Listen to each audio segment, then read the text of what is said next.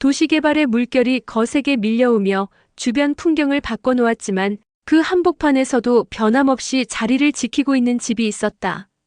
40년 전 젊은 부부가 온 가족의 미래를 걸고 장만한 그 집은 이제 세월의 흔적을 고스란히 담고 있었다. 대문 앞 감나무는 해마다 주황빛 열매를 매달아 계절의 변화를 알렸고 마당 한켠의 장독대는 여전히 집안의 정성을 품고 있었다. 이 집의 주인인 김씨 부부에게는 세 자녀가 있었다.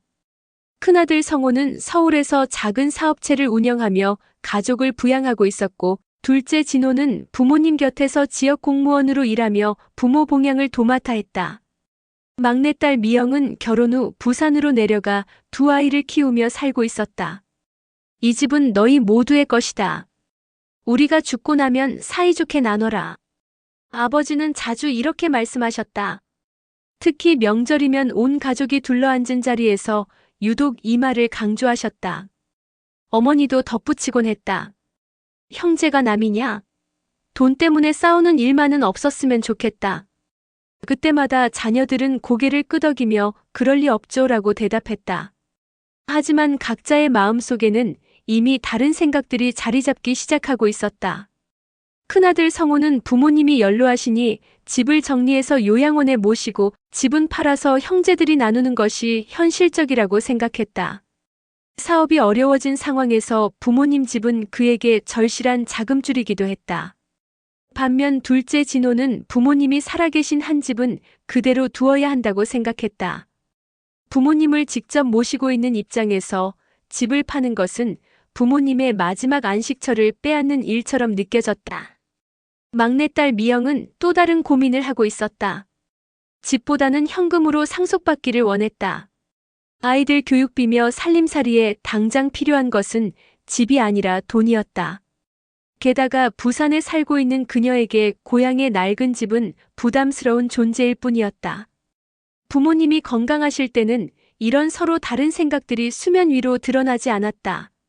명절이면 어김없이 모여서 어머니가 정성스럽게 차린 음식을 먹으며 옛날 이야기를 나눴다. 아버지의 젊은 시절 고생담, 어머니의 자식 사랑 이야기, 형제들의 어린 시절 추억들이 따뜻하게 오갔다. 성호야, 내가 처음 걸음마 할 때 얼마나 귀여웠는지 몰라. 진호는 어릴 때부터 얌전했어. 집에서 책만 보고 있었지. 미영이는 막내라 그런지 제일 응석쟁이였어. 오빠들이 얼마나 예뻐해줬는데. 이런 이야기들 속에서 가족의 화목함은 여전해 보였다. 하지만 웃음 뒤편에는 각자의 이해관계가 차곡차곡 쌓이고 있었다. 성호는 부모님 병원비를 주로 부담하면서도 속으로는 내가 이렇게 돈을 대는데 나중에 상속받을 때도 그만큼 고려되어야 하는 것 아닌가 하는 생각을 했다. 진호는 매일 부모님 곁에서 수발을 들면서 형은 돈만 대면 되지만 나는 시간과 정성을 바치고 있다고 생각했다. 미영은 멀리서나마 안부를 챙기며 나도 딸로서 할 도리는 다 하고 있는데 왜 항상 소외된 기분일까 하고 서운해했다. 이렇게 각자 다른 생각과 기대를 품은 채 시간이 흘렀다. 부모님의 건강이 악화되면서 갈등의 조짐이 서서히 드러나기 시작했다. 큰아들은 이제 정말 집을 정리해야 하는 것 아니냐며 현실적인 이야기를 꺼냈고 둘째는 부모님이 살아계신데 무슨 소리냐며 강하게 반발했다. 막내딸은 오빠들끼리 알아서 하라며 거리를 두려 했지만 속으로는 자신의 몫이 제대로 보장될지 걱정하고 있었다. 그리고 마침내 그날이 왔다. 아버지가 먼저 세상을 떠나시고 1년 뒤 어머니도 뒤를 따르셨다. 장례식장에서조차 형제들의 속마음은 감춰지지 않았다. 이 집은 내가 그동안 관리했으니까 내 몫이 더 커야 하는 거 아니야? 돈은 누가 제일 많이 됐는지 계산해보자고. 엄마 아빠가 돌아가신 지 사흘도 안 됐는데 벌써 그런 이야기를 해? 그동안 형제니까 가족이니까 하며 덮어두었던 갈등이 부모님의 죽음과 함께 한꺼번에 터져나왔다. 부모님이 그토록 바랐던 사이좋게 나누라는 유언은 빈 메아리가 되어버렸다. 40년간 가족의 평화를 지켜왔던 그 집은 이제 형제자매를 갈라놓는 불씨가 되어 있었다. 부모님의 사랑이 깃든 공간이 그 사랑을 시험하는 전장으로 변해버린 것이다. 부모님의 49제가 끝나자마자 형제들은 본격적인 상속 논의에 들어갔다. 처음에는 조심스럽게 시작된 대화였지만 시간이 지날수록 각자의 본심이 드러나기 시작했다. 부모가 남긴 유산은 단순한 재산이 아니라 형제자매 사이에 숨겨져 있던 애증을 적나라하게 드러내는 거울이 되어버렸다. 큰아들 성호가 먼저 입을 열었다. 형으로서 이 이야기를 꺼내기가 쉽지 않지만 이제 정리할 건 정리해야 하지 않겠어? 아버지 어머니도 우리가 사이좋게 나누길 바라셨잖아. 그의 목소리에는 오랫동안 준비해온 논리가 담겨 있었다. 성호는 자신이 장남으로서 지난 10년간 부모를 모셔온 과정을 하나하나 열거했다. 아버지의 심장 수술비 300만 원, 어머니의 무릎 수술비 200만 원, 매달 보낸 생활비 50만 원. 그는 휴대폰에서 송금 내역을 꺼내 보이며 말했다. 내가 계산해 보니까 지난 5년간만 해도 2천만 원이 넘어. 이건 단순히 돈의 문제가 아니라 장남으로서의 책임이었어. 아버지께서도 나한테 집안의 큰아들 노릇을 제대로 하라고 하셨잖아. 하지만 둘째 진호는 형의 말을 듣고 있을 수가 없었다. 그는 책상을 톡 치며 일어났다. 형, 그게 전부야. 돈만 보내면 효도한 거야? 진호의 목소리는 떨리고 있었다. 그는 지난 8년간 부모님과 함께 살며 하루도 빠짐없이 수발을 들었던 자신의 희생을 떠올렸다. 새벽에 아버지가 화장실에 가실 때 부축하고 어머니가 치매 초기 증상으로 밤에 배회하실 때 지켜보던 수많은 밤들, 친구들과의 모임을 포기하고 병원에 모셔다 드린 주말들. 돈은 형이 많이 냈을지 몰라도 나는 부모님 옆에서 매일 같이 지냈어. 아버지가 마지막에 손잡고 진호야, 고맙다고 하신 말씀, 형은 들어봤어? 어머니가 내 이름만 부르시며 돌아가신 거 형은 알아? 진호의 말이 끝나자 잠시 침묵이 흘렀다. 그 침묵을 깬 것은 막내딸 미영이었다. 오빠들 잠깐만.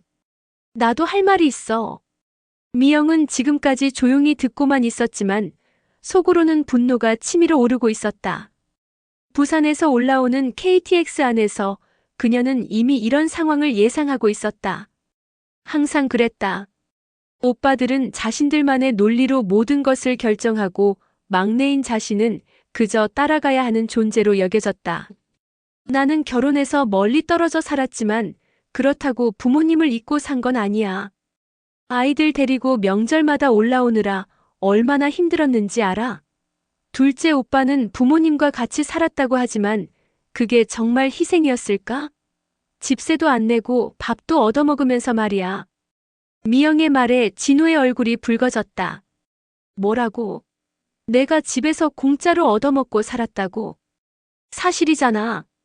오빠는 결혼도 안 하고 부모님 집에서 편하게 지내면서 그걸 희생이라고 하는 거야? 나는 시집가서 남의 집 며느리 노릇하느라 얼마나 힘들었는데. 미영의 말은 거기서 끝나지 않았다.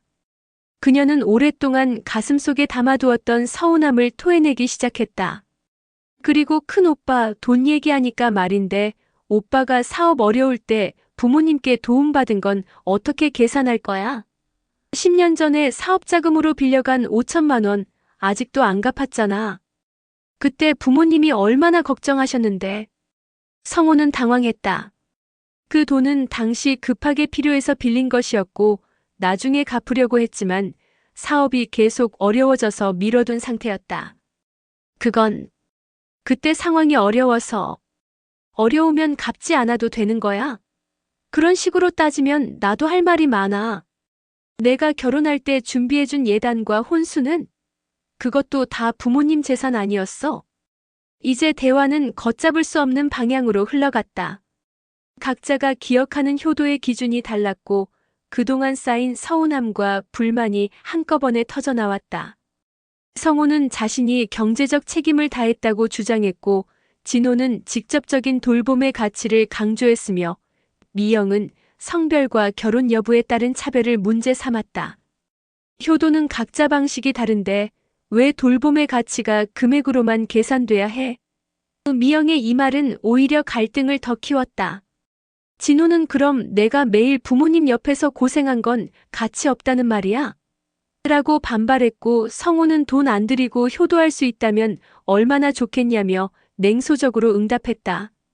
결정적인 순간이 왔다. 미영이 오래전 일을 꺼낸 것이었다. 그리고 아버지가 살아계실 때 큰 오빠더러 내가 이 집을 물려받아라라고 한 적 있잖아. 그때 오빠는 뭐라고 했어? 저는 서울에 집이 있으니까 진호가 물려받는 게 좋겠습니다라고 했잖아. 그런데 이제 와서 집을 팔자고. 성호는 머리를 감쌌다. 그때는 정말로 그런 마음이었다. 하지만 지금 상황은 달랐다. 사업이 어려워지고 아이들 교육비가 많이 들면서 현금이 절실해진 상황이었다. 이렇게 8시간 동안 계속된 대화는 결국 아무런 결론도 내리지 못한 채 끝났다. 각자 집으로 돌아가면서도 서로에 대한 불신만 깊어졌다. 부모님이 그토록 바랐던 사이좋게 나누라는 유언은 이미 무력해져 버렸다. 상속이란 단순히 돈과 집을 나누는 문제가 아니었다. 그것은 형제자매들이 수십 년간 쌓아온 관계, 과거의 상처, 그리고 숨겨왔던 서운함이 모두 뒤섞여 터져 나오는 과정이었다. 상속은 사랑을 확인하는 자리가 아니라 오히려 사랑을 시험대에 올려놓고 그 진정성을 의심하게 만드는 잔혹한 장치가 되어버렸다.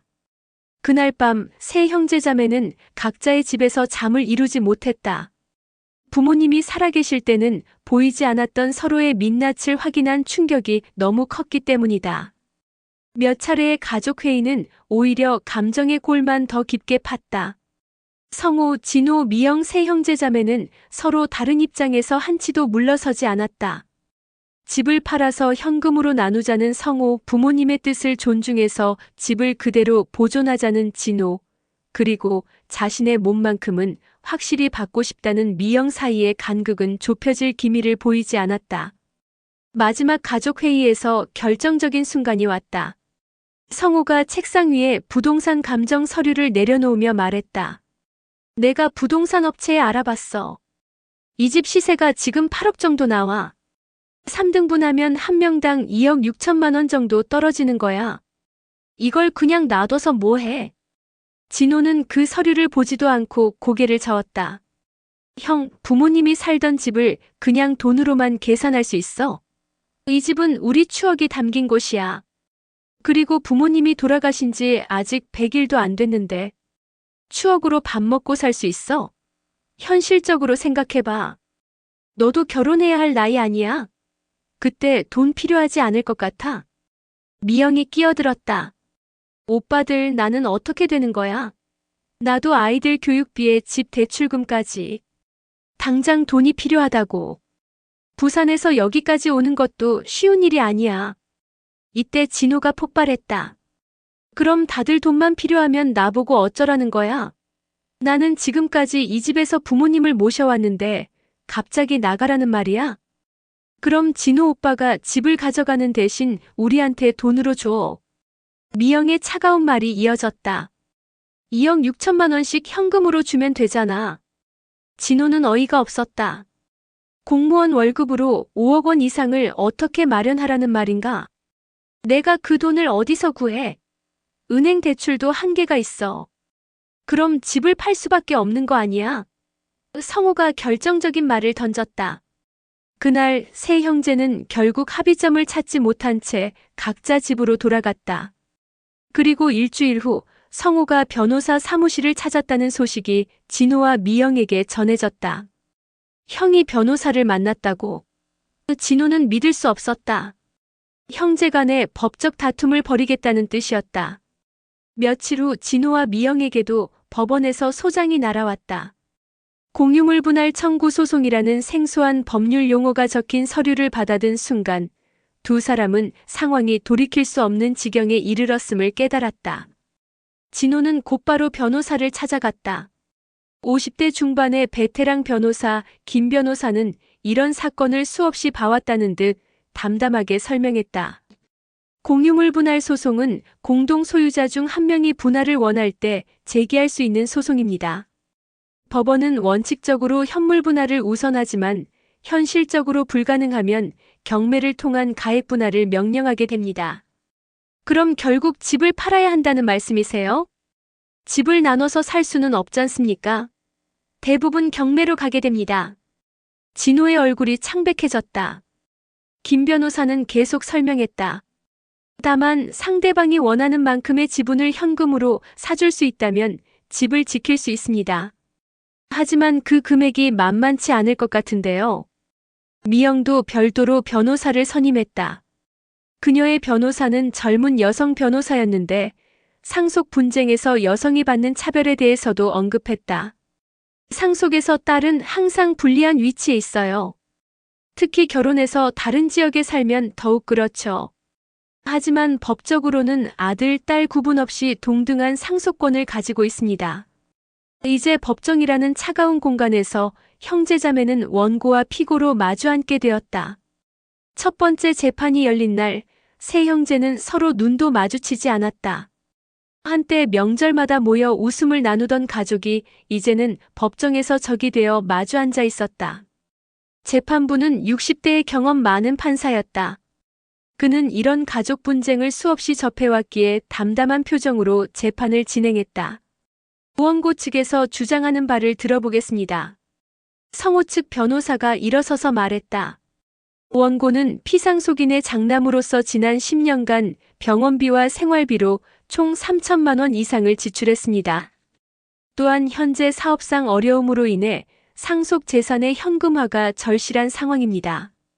공유물 분할을 통해 각자의 지분에 따른 공정한 분배를 요청합니다. 이어서 진호 측 변호사가 반박했다. 피고는 피상속인과 8년간 동거하며 직접 봉양의 의무를 다했습니다. 단순히 금전적 지원이 아닌 일상생활 전반에 걸친 돌봄을 제공했으며 피상속인 또한 생전에 이 집은 진호가 물려받기를 바란다는 의사를 여러 번 표명했습니다. 미영 측 변호사도 의견을 개진했다. 미영 씨는 결혼 후 거주지가 달라졌지만 명절마다 빠짐없이 찾아뵙고 효도를 다했습니다. 상속에서 성별이나 거주지에 따른 차별이 있어서는 안 됩니다. 하지만 법정에서는 감정적인 이야기는 별로 중요하지 않았다. 판사가 관심을 보인 것은 객관적인 증거들이었다. 병원비 지출 영수증이 있습니까? 동거 사실을 입증할 주민등록 등본이 있나요? 피상속인이 특정 상속인에게 재산을 물려주겠다는 서면, 유언이나 증언이 있습니까? 법의 언어는 차갑고 냉정했다. 형제자매의 눈물과 울분, 수십 년간 쌓인 감정과 추억은 법정에서 아무런 힘을 발휘하지 못했다. 내가 더 효도했으니 더 가져야 한다는 주장은 법적으로 인정받기 어려웠다. 재판이 진행되면서 세 형제자매는 점점 더 멀어져 갔다. 법정 복도에서 마주쳐도 서로 외면했고 변호사를 통해서만 의사소통을 했다. 가족 간의 마지막 끈이었던 정마저 끊어져 가고 있었다.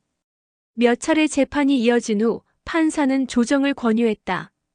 가족 간의 분쟁은 법정 다툼으로 해결하기보다는 서로 양보하며 합의하는 것이 바람직합니다. 조정을 통해 해결 방안을 찾아보시는 게 어떨까요? 하지만 이미 감정의 골이 너무 깊어진 상태였다. 조정실에서도 세 형제는 각자의 입장만 되풀이할 뿐이었다. 성호는 현금 분할이 가장 공평하다고 주장했고 진호는 집을 지켜야 한다고 맞섰으며 미영은 나도 동등한 권리가 있다고 강조했다. 결국 조정은 결렬되었고 사건은 다시 법정으로 돌아갔다. 법정으로 가는 길은 형제자매 사이에 마지막 다리를 불태우는 과정이었다. 한때 가족이었던 이들은 이제 서로를 상대로 소송을 벌이는 남남이 되어가고 있었다. 재판이 시작된 지 8개월이 흘렀다. 한때 명절마다 둘러앉아 따뜻한 밥상을 나누던 세 형제자매는 이제 법정에서만 마주보는 남남이 되어 있었다. 매월 2번씩 열리는 재판 때마다 그들은 서로 다른 입구로 들어와 서로 다른 좌석에 앉았다. 같은 부모에게서 태어나 같은 집에서 자란 형제라는 것이 믿기지 않을 만큼 차가운 시선을 주고받았다. 재판이 길어질수록 형제자매 사이의 상처는 더욱 깊어져 갔다. 명절이 되어도 더 이상 모이는 일은 없었다. 추석이 다가오자 진호는 홀로 차례상을 차렸다. 부모님의 영정 앞에서 혼자 술잔을 올리며 중얼거렸다. 아버지, 어머니, 이게 뭡니까? 형과 동생이 저를 상대로 소송을 걸다니. 부모님이 그토록 사이좋게 지내라고 하셨는데. 같은 시각 부산의 미영은 아이들과 함께 성묘를 갔다. 하지만 고향 산소는 갈 엄두가 나지 않았다. 오빠들과 마주칠까봐 두려웠던 것이다. 대신 부산 근교의 추모공원에서 간소하게 제사를 지냈다. 엄마, 왜 작년처럼 할아버지 할머니 집에 안 가요? 첫째 아이가 물었다. 미영은 대답하기 어려웠다. 아이들에게 어른들의 추악한 다툼을 어떻게 설명할 수 있을까? 올해는 코로나 때문에 못 가게 됐어. 거짓말로 둘러댈 수밖에 없었다. 서울의 성호는 아예 제사를 차리지 않았다. 아내가 그래도 부모님 제사는 지내야 하는 것 아니냐고 했지만 그는 고개를 저었다. 내가 왜 혼자 제사를 지내야 해? 동생들이 나를 법정으로 끌고 가면서 가족이라고 할 수 있나?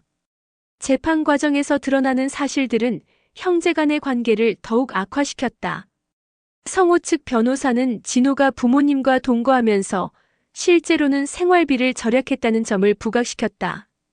피고 진호는 8년간 주거비, 식비 등을 절약했는데 이를 금액으로 환산하면 월 80만 원, 연간 960만 원으로 총 7,680만 원의 경제적 이익을 얻었습니다. 이 주장을 들은 진호는 분노로 떨었다. 부모님을 모시며 희생한 시간과 정성이 경제적 이익으로 계산되다니. 그는 법정에서 울컥하며 일어섰다. 제가 부모님을 모신 게 경제적 이익을 위해서였다고요? 형은 돈만 보내면 끝이었지만 저는 밤낮 없이 수발을 들었다고요. 판사가 진정하라고 제지했지만 진호의 마음속 상처는 더욱 깊어졌다. 미영 측에서도 맞받아쳤다. 그녀의 변호사는 성호가 과거에 부모님께 받은 사업자금을 언급하며 원고 성호는 2015년 사업자금으로 5천만 원을 차용했으나 아직 변제하지 않은 상태입니다.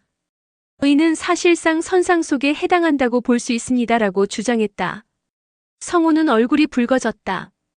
그 돈은 당시 급한 사업 자금이었고 나중에 갚으려고 했던 것인데 이제 와서 선상 속이라니. 이렇게 법정에서는 형제들의 모든 과거가 적나라하게 드러났다. 누가 얼마를 받았는지, 누가 더 많은 혜택을 받았는지, 과거의 모든 일들이 법적 공방의 재료가 되었다. 한때 가족의 사랑으로 주고받았던 모든 것들이 이제는 계산과 따지기의 대상이 된 것이다. 재판이 진행될수록 형제들 사이의 연락도 완전히 끊겼다. 과거에는 큰일이 있으면 서로 연락하던 사이였지만 이제는 변호사를 통해서만 의사소통을 했다.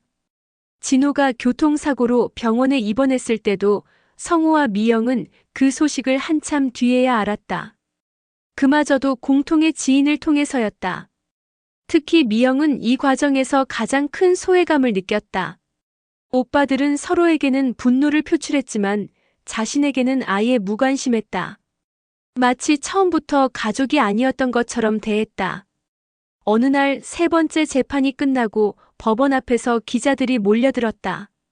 최근 상속 분쟁 사건들이 사회적 이슈가 되면서 이 사건도 언론의 관심을 받게 된 것이다. 상속 분쟁으로 형제가 원수가 된 이유가 뭐라고 생각하십니까? 마이크를 들이댄 기자에게 미영이 답했다. 그녀의 목소리는 처연했다. 저는 단지 공평하게 나누고 싶었을 뿐이에요. 같은 부모님에게서 태어났는데 왜 저만 차별받아야 하죠? 하지만 오빠들은 언제나 제 말을 무시했어요. 이 싸움은 단순한 돈 문제가 아니에요. 저를 동등한 가족으로 존중하지 않았던 지난 세월에 대한 싸움이에요. 이 인터뷰는 그날 저녁 뉴스에 나갔고 성호와 진호는 TV를 보며 분노했다. 자신들이 마치 여동생을 차별한 악인처럼 묘사된 것 같아서였다. 미영이가 저런 식으로 나올 줄 몰랐네. 성호가 중얼거렸다. 언론에까지 나서서 우리를 나쁜 놈으로 만들려고 하는군. 진호도 마찬가지였다. 이제 형제자매 간의 갈등은 단순히 개인적인 차원을 넘어서 사회적 관심사가 되었다. 주변 사람들도 각자 편을 나누어 의견을 내놓았다. 성우의 사업 동료들은 장남이니까 더 책임을 졌을 것이라며 그의 편을 들었고, 미영의 동네 아줌마들은 딸이라고 차별하는 건 옛날 생각이라며 그녀를 지지했다. 하지만 정작 당사자들은 점점 더 지쳐갔다. 재판 준비로 드는 시간과 비용, 그리고 무엇보다 정신적 스트레스가 감당하기 어려운 수준이었다. 성우는 재판 스트레스로 사업에 집중할 수 없어 매출이 떨어졌고, 진호는 법정에서의 모욕감 때문에 불면증에 시달렸다. 미영은 아이들이 엄마 왜 요즘 우울해? 라고 물을 정도로 상태가 안 좋아졌다. 그러나 이미 너무 많이 와버렸다. 서로에게 상처를 주고받은 게 너무 많아서 이제 와서 화해하자고 먼저 말을 꺼내기가 어려웠다. 자존심도 문제였지만 무엇보다 신뢰가 깨져버렸다. 부모님의 일주기가 다가왔다. 예전 같으면 삼형제가 모여 추도식을 준비했겠지만 이제는 그런 일도 불가능했다. 진호가 혼자 조촐하게 추도식을 준비했다는 소식을 들은 성우와 미영은 각자 다른 날 개별적으로 성묘를 했다. 부모님 산소 앞에서 혼자 서 있는 자신의 모습을 보며 세 사람은 각자 똑같은 생각을 했다. 부모님이 살아계신다면 이 상황을 뭐라고 하실까? 하지만 이미 돌이킬 수 없는 강을 건너버렸다. 형제자매 간의 상속 분쟁은 결국 돈보다 감정이 더 큰 상처를 남겼다. 누가 부모에게 더 사랑받았는지, 누가 더 희생했는지, 그런 오래된 기억들이 이제는 서로에 대한 증오와 원망으로 변해 있었다. 결국 상속을 통해 얻은 것은 돈이 아니라 원수 같은 관계였다. 사람들은 말한다. 돈 때문에 원수가 되었다고. 하지만 실상은 돈이 원인이 아니었다. 돈은 단지 불씨였을 뿐, 그 불씨에 기름을 부은 것은 형제자매 각자가 오랫동안 마음속에 쌓아온 상처와 서운함이었다. 그리고 그 상처들이 한순간에 폭발하면서 가족이라는 이름은 더 이상 그들을 하나로 묶어주는 끈이 되지 못했다. 상속 전쟁이 끝난 뒤 남겨진 것은 쓸쓸함 뿐이었다. 판결문은 내려졌고 재산은 법의 규정에 따라 분배되었다. 큰아들은 집을 팔아 얻은 돈의 3분의 1을 받았고 작은아들과 막내딸 역시 같은 몫을 가져갔다. 수치상으로는 공평했다. 하지만 그 과정에서 잃어버린 형제에는 결코 돌아오지 않았다. 판결 이후 첫 번째 명절이 다가왔다. 예전 같았으면 부모님 집에 모여 차례를 지내고 함께 식사를 했을 텐데 이제는 그럴 수도 없었다. 집은 이미 팔렸고 무엇보다 서로 얼굴을 마주보기 어려웠다. 큰아들은 혼자서 부모님 산소를 찾았다. 아버지, 어머니 죄송합니다. 말씀하신 대로 사이좋게 나누지 못했습니다. 무덤 앞에서 그는 처음으로 울었다. 작은아들은 다른 동네로 이사를 갔다. 그는 아내에게 말했다. 형이랑 동생 얼굴 보기 싫어. 어떻게 그럴 수 있지? 우리가 한 부모 밑에서 자란 형제인데. 하지만 그의 마음 한편에서는 의문이 들었다. 정말 모든 잘못이 형과 동생에게만 있는 것일까? 자신은 과연 떳떳한가? 막내딸은 상속 분쟁 중에 받은 스트레스로 몸까지 상했다. 그녀는 친구에게 털어놓았다. 돈을 받기는 했지만 이게 내가 원했던 결과일까? 형들과 다시는 연락도 안 하게 될 줄 몰랐어. 그녀가 얻은 것은 돈이었지만 잃은 것은 가족이었다. 반복되는 비극, 우리 주변의 이야기. 우리들의 이야기는 특별한 것이 아니다. 대한민국 어디서나 벌어지는 평범한 일상이다. 통계청 자료에 따르면 가정법원에 접수되는 상속 관련 분쟁은 매년 증가하고 있다. 핵가족화가 진행되면서 부모 부양에 대한 책임이 분산되고 개인주의 문화가 확산되면서 내 것에 대한 욕구는 더욱 강해졌다. 한법무법인 변호사는 이렇게 말했다. 상속 분쟁을 겪는 가족들을 보면서 늘 안타깝습니다. 법정에서 만나는 형제자매들은 마치 원수 같아요. 어린 시절 함께 뛰어놀던 사이라는 게 믿어지지 않을 정도로요. 돈의 문제라고 하지만 실제로는 오래된 감정의 문제인 경우가 대부분입니다. 또 다른 사례를 살펴보자. 서울에 사는 김 씨 가족의 경우 부모가 남긴 아파트를 둘러싸고 3년간 법정 다툼을 벌였다. 결국 아파트를 팔아 나눠 가졌지만 세 형제는 서로 연락을 끊었다. 김 씨의 장남은 이렇게 회고했다. 차라리 그 돈을 받지 않았으면 좋았을 것을. 동생들을 잃고 받은 돈이 무슨 의미가 있나요? 미리 준비할 수 있었던 것들. 사실 이런 비극은 충분히 예방할 수 있었다. 부모가 살아있을 때 미리 유언장을 작성하거나 형제자매가 솔직하게 대화를 나누는 것이 중요하다. 하지만 많은 가족이 그 대화를 미룬다. 불편하기 때문이다. 죽음에 대한 이야기는 여전히 우리 사회에서 금기시되고 돈에 대한 이야기는 더욱 민감하다. 전문가들은 상속 계획의 중요성을 강조한다. 유언장 작성은 단순히 재산 분배 계획을 세우는 것이 아니라 가족 간의 갈등을 예방하는 가장 효과적인 방법이기도 하다. 또한 부모가 생전에 자녀들과 솔직한 대화를 나누는 것도 필요하다. 누가 더 효도했나를 따지기보다는 각자가 기여한 부분을 인정하고 서로 이해하려는 노력이 중요하다. 하지만 현실은 쉽지 않다. 한국의 전통적인 가족 문화에서는 돈 이야기를 공개적으로 하는 것을 꺼리는 경향이 있다.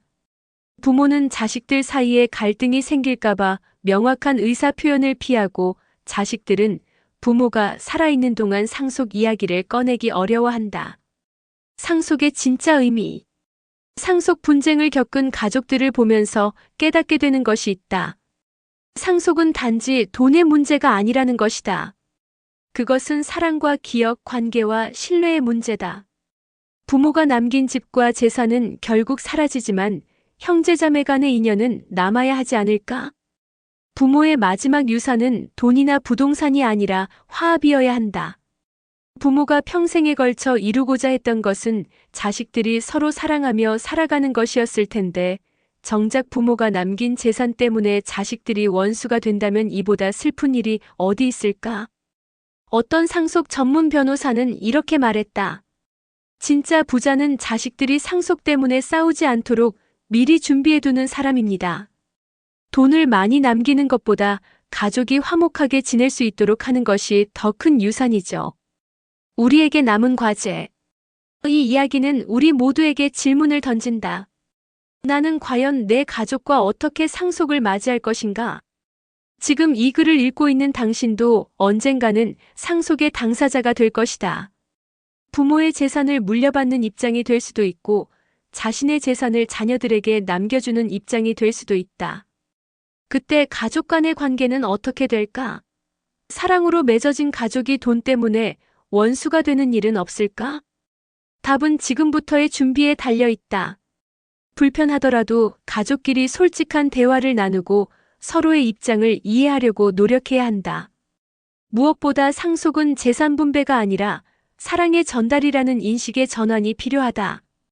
상속은 형제자매를 하나로 묶는 끈이 되어야 한다. 그것이 부모가 진정으로 원했던 마지막 선물일 것이다.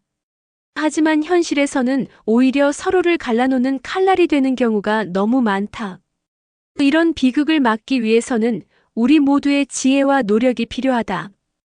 결국 상속의 진짜 가치는 얼마나 많은 재산을 물려받느냐가 아니라 얼마나 아름다운 가족관계를 유지하느냐에 달려 있다. 이것이 우리가 기억해야 할 가장 중요한 교훈이다.